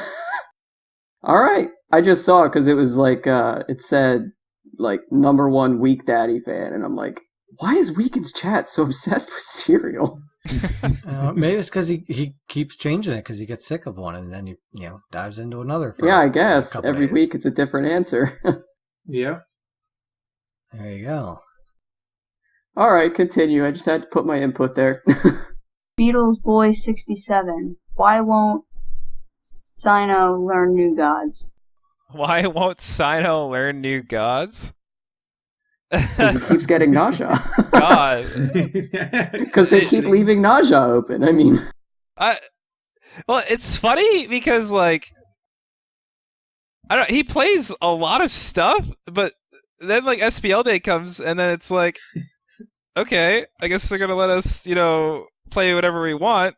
So I guess we'll just play this stuff instead. But he's practiced like everything. He I don't know. His god pool is crazy. But I guess that's just there you the go. benefit of watching scrims. yeah. There you go. It's like, but if they're going to give you, free ring toss damage, why not? I don't know, man. Ring toss. Another question from Purple Haze AZ. What's the worst part about coaching DVOs? Divios. What is the worst part about coaching DVOs? Is it having to listen to him beg you to draft Hades every game? So Denton had a fair amount of upvotes too. Divios does not ask to draft Hades anymore. I don't quite remember what happened. I'm pretty sure we like played it one day. He just got like he kept on trying to go in and then he would just die instantly. And he was like, "This is the worst god in the game. I absolutely hate this character." Yes, thank you. He needs to be. Hades needs to go back to being a guardian. But Something.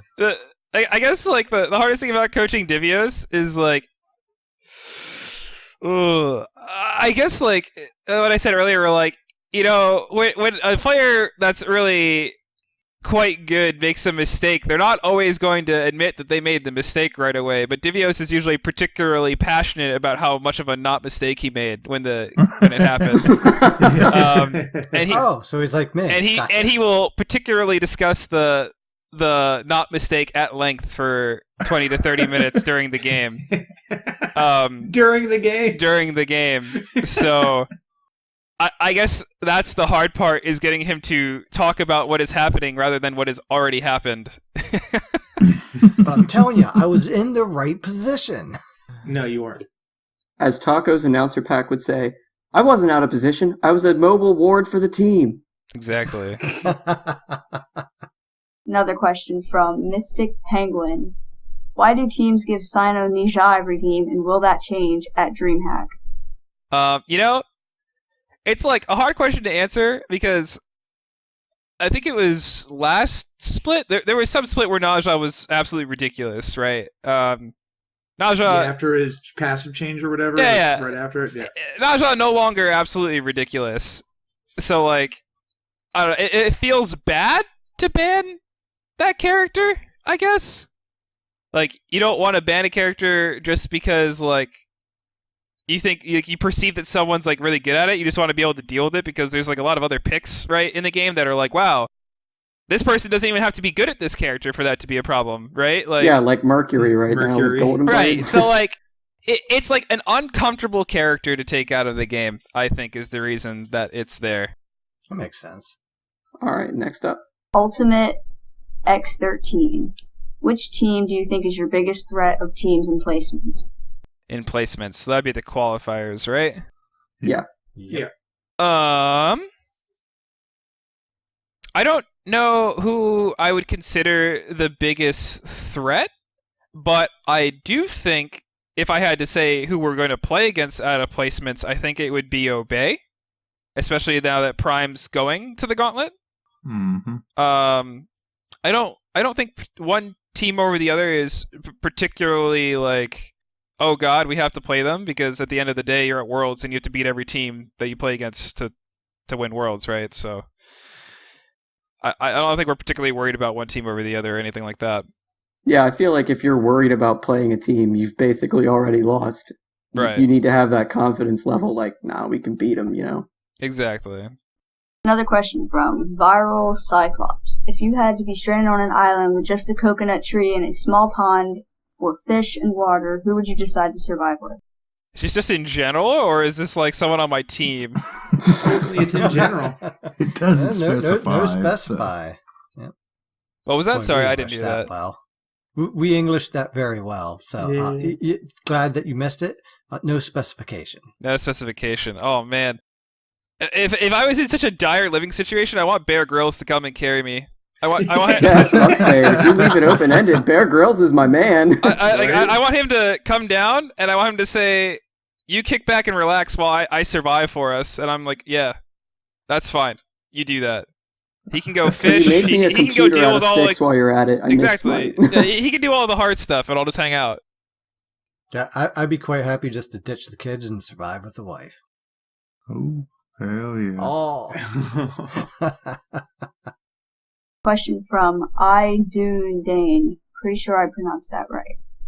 How does a team consistently win fights, whether they are behind an XP, gold, or both? Listen up, Dan.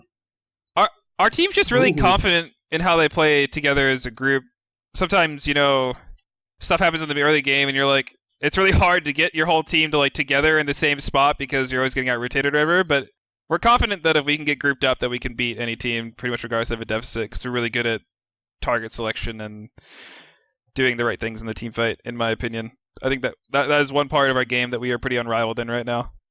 Yeah, I definitely remember I was watching some VODs to do a little studying, and I think it was I can't remember, game 1 of week 6, maybe, where you guys were fighting Trifecta, and you guys lost 2 people, and Divios went in between their 2 towers super early, and then you guys ended up just obliterating them. He sure did. I was like, yeah, that's why you guys are doing good right now. Yeah, I mean, I don't know. For all the arguments that they have with each other, when they get grouped up together and they fight together, it's I don't know. It's something special to watch. That's for sure. I'll tell you what. I watched some of the VODs back myself this week, and the one moment that stuck out to me because I'm a Kumba fan was fall week 1 against Luminosity.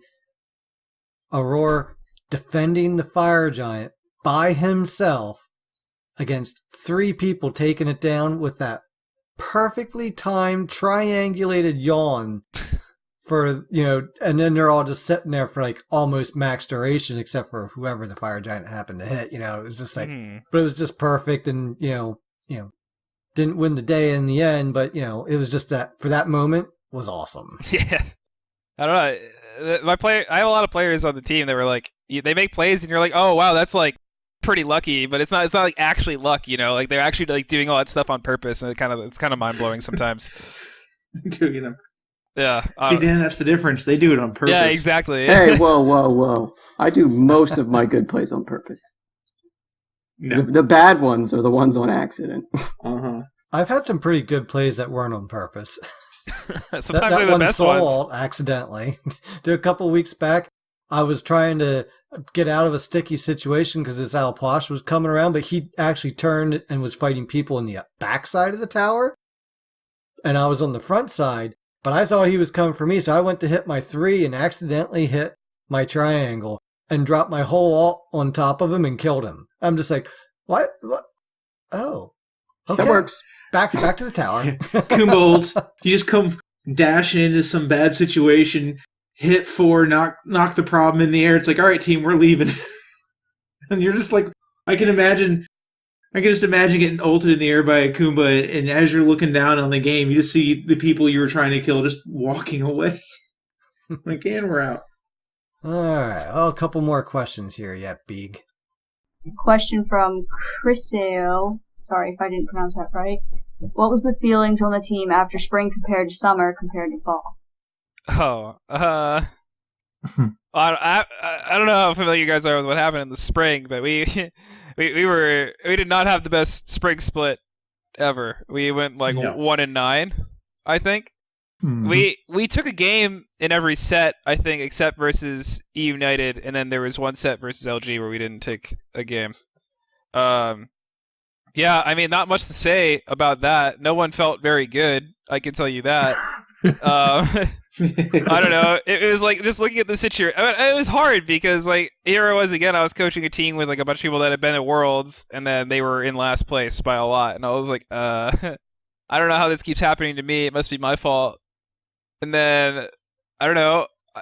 It was like, well, what do we do, right?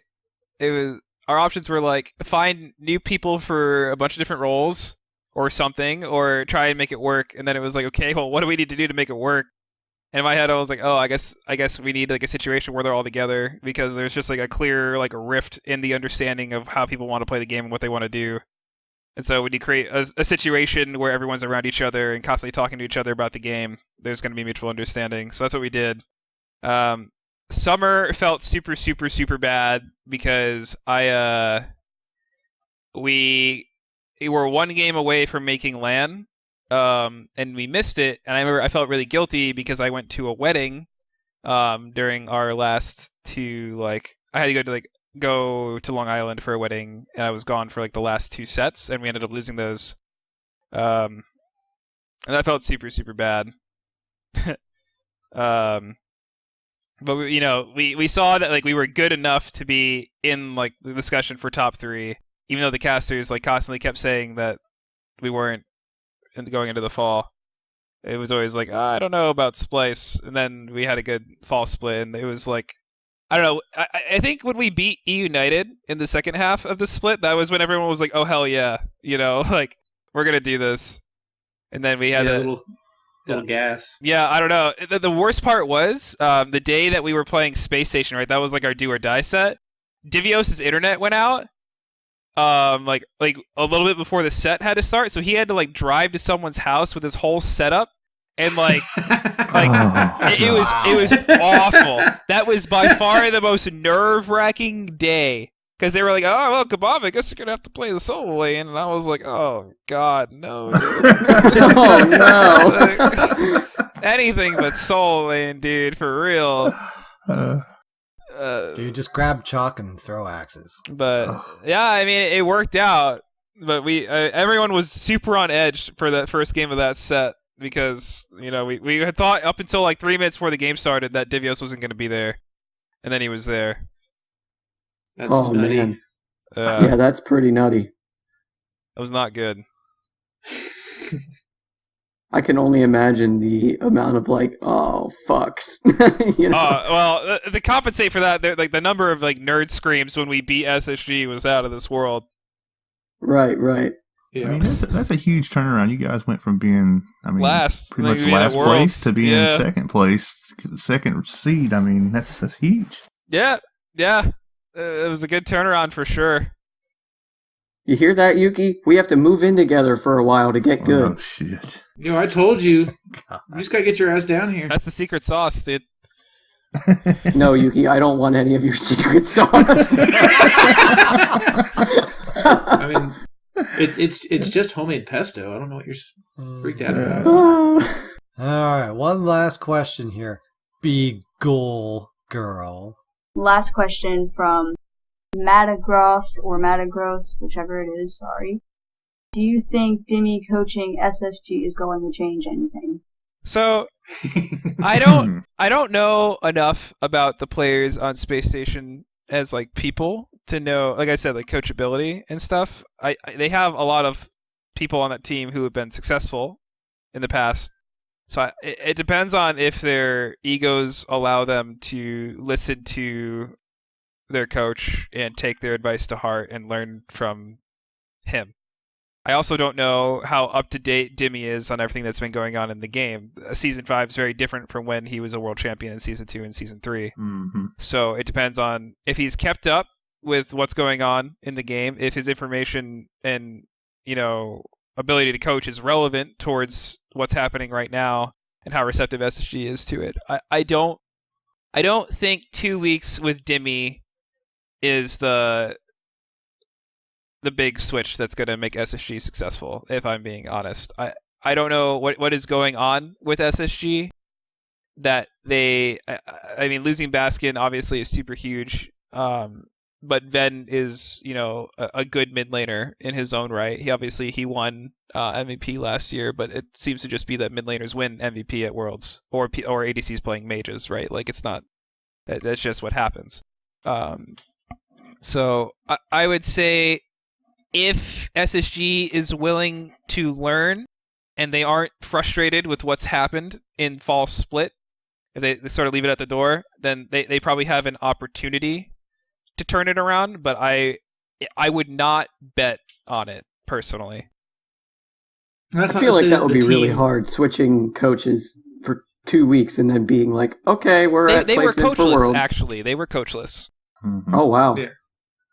Yeah. And that's not to say that, Dimmy coming on as their coach and the team as it stands right now isn't going to show up next year and just be a force because it's such a short time frame. It could be the right coach with the right players, but in this short amount of time, it shouldn't really make that much of a difference. Exactly. And I don't know.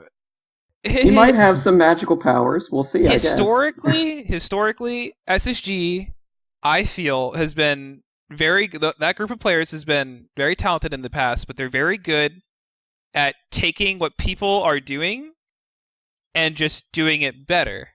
But they haven't been doing it better this year. That's the big thing. Whatever is going on in the meta right now, they cannot replicate what other people are doing and do it better than them. And that's showing, because that's what it feels like they've always done. They just looked at other teams and be like, oh, they're picking that stuff's good, let's try it. And they're like, oh, we're mechanically better than everyone, so this works. And that's just not the case anymore. They don't just have winning lanes everywhere and power through them. Yeah, I think it's more crazy that you traded Baskin for Venezia at the end of mid-season. Well, that was incredible to me.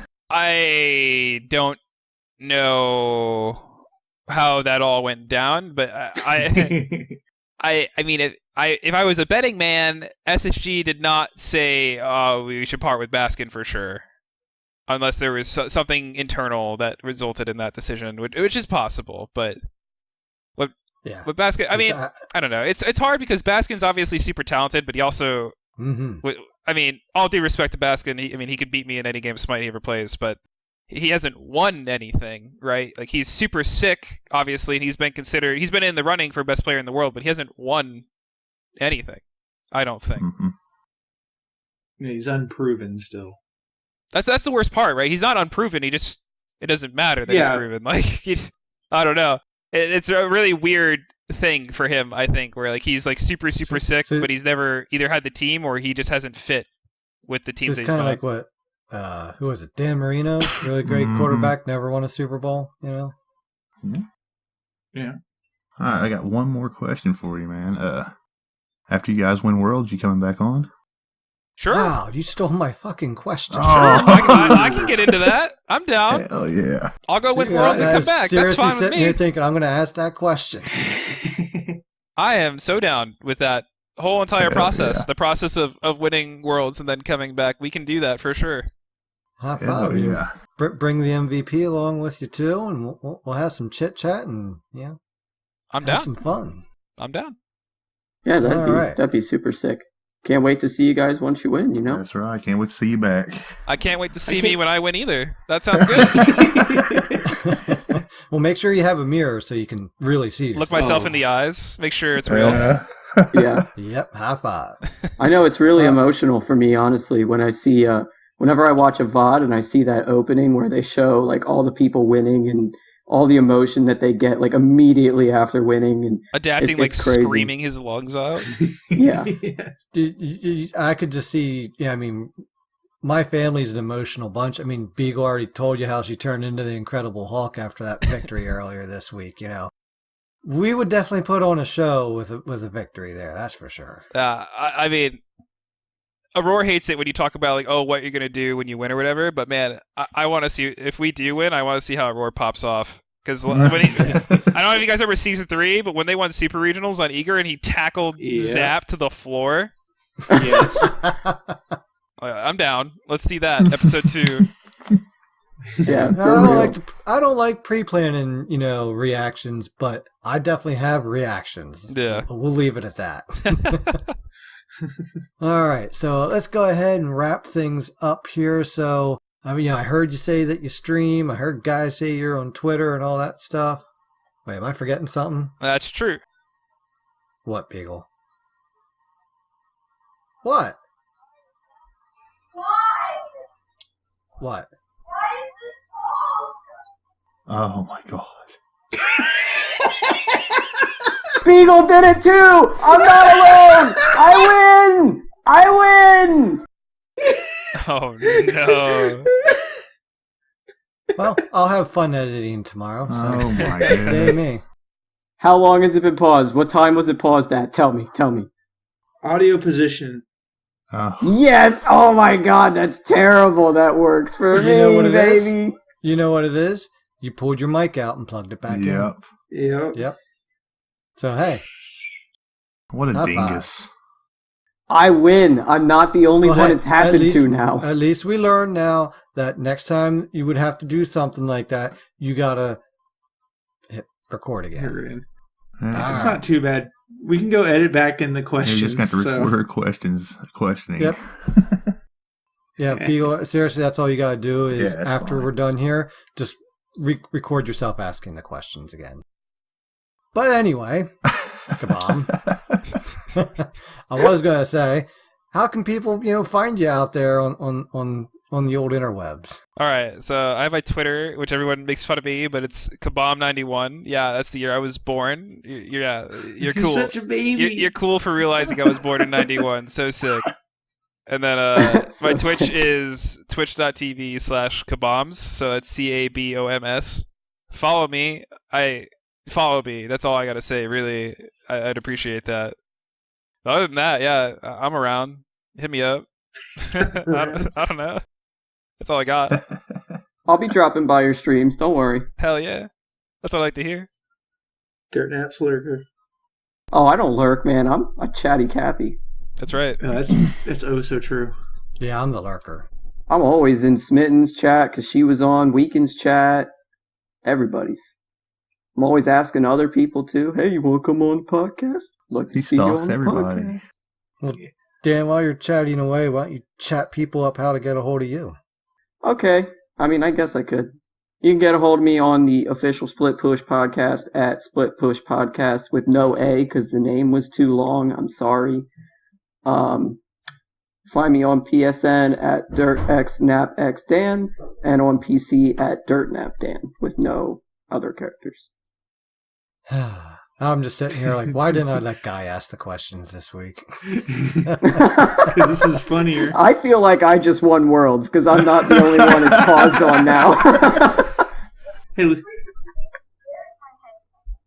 Insert Beagle yelling at Dan here. yes. That's going to be in the intro this week. Oh my god, I feel great. It's not been only me. Guy, Episode how can people 13, get a I hold think of it you? was, or 12, my whole thing was paused, Oh and my I goodness. talked a lot. Hmm. It was actually one of the first episodes where I really talked a lot. Episode 13. Anyway, Guy, how can they get a hold of you? You can find me on Twitter at GSmitey. You can find me on PlayStation Network at GuyAJ78. Hey, 78 was the year I was born. And you can find me on Xbox at GuyAllSmitey. Yuki?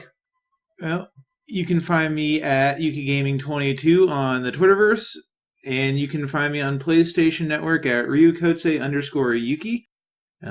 We'll play games, and I'll yell at Dan, so join the party. And we have a YouTube channel, if you don't know how to spell Yuki's name, right. that has a picture on it. There you Yes. Uh-huh. I'm sorry for my picture in advance to anyone who sees it. I have fun putting that It's together. amazing. Yeah. go. My picture's like the it. best. You can find 'Cause good I'm old fabulous. Dirt Naps Dad here on PlayStation and on Twitter at Dirt_Naps_Dad. I do stream a little bit here, if I'm going to be on for more than a few games and, no hell's going on. We'll get that stream fired up and get the old Split Push crew out there. Just add an _PS4 to find me over there on the Twitch realms. As Dan said, we do have a YouTube channel now. The link is still, discombobulated crap at the end. So, hey, check me out on Twitter. I got it linked there and pinned up at the top. And we do have a community at splitpushpodcast.com email. If you want to get a hold of us that way, that works too.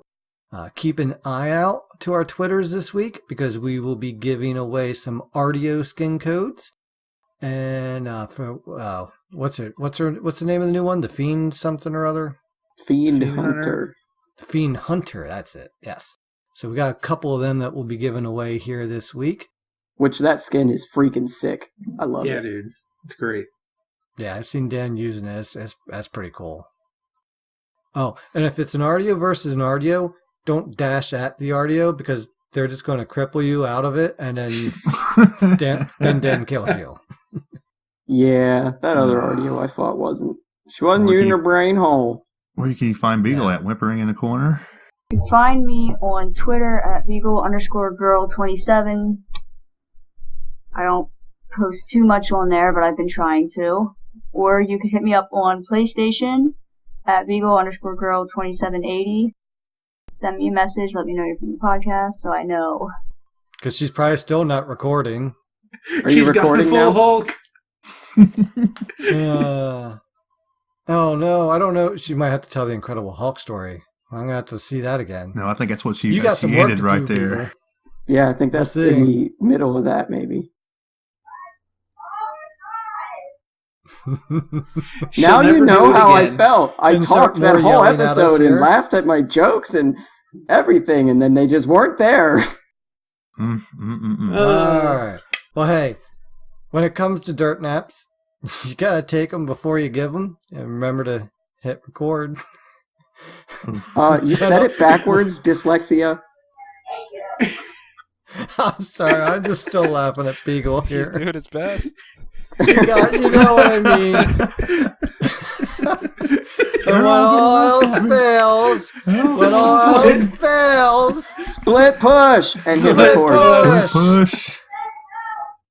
And hit record.